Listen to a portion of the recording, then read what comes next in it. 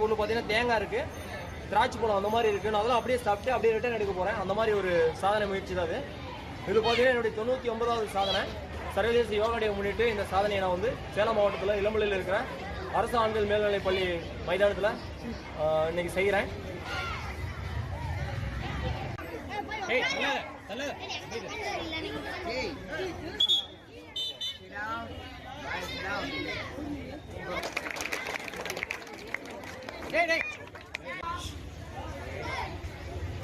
அமைதியாரு போறேன். மறுபடியும் ரிட்டர்ன் எடுத்து